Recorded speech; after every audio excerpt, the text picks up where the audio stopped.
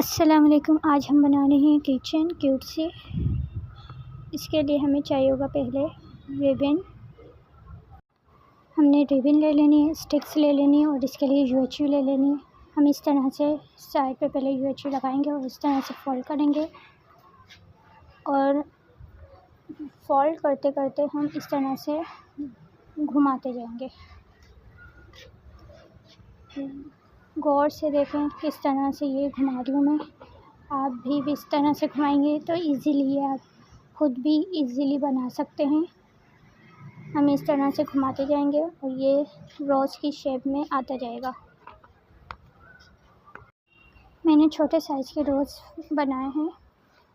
मैंने टोटल ये 7 फ्लावर बना लिए हैं और एक साथ मैं अटैच कर दूँगी सेलो टेप की मदद से। वो मैंने सारे अटैच कर दिए हैं। बीच में जो प्रोसेस है वो ज़रा मिस हो गया है। आगे मैंने शीट्स का जो ट्यूटोरियल दिखाया है इस तरह से आप करें।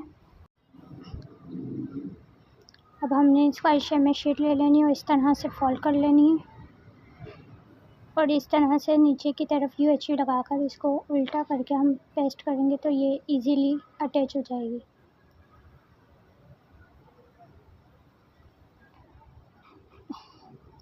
मैं यहाँ सेलो टेप का भी यूज़ कर रही हूँ और ग्लू का भी यूज़ कर रही हूँ और मैंने साइड बीच में बो बना के लगा दी है।